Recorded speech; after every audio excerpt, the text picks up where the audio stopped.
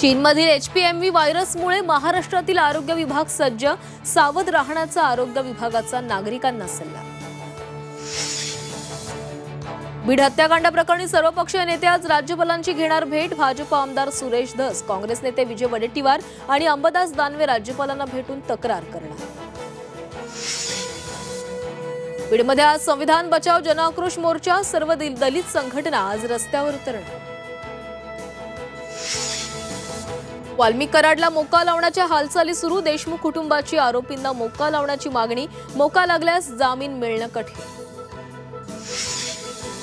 संतोष देशमुख हत्येच्या निषेधार्थ राज्यातील ग्रामपंचायतींचं 9 जानेवारीला काम बंद आंदोलन, अखिल भारतीय सरपंच परिषदेकडून काम बंदची हाक, मारेकरांना फाशी देण्याच्या मागणीसाठी ग्रामपंचायतींचं आंदोलन।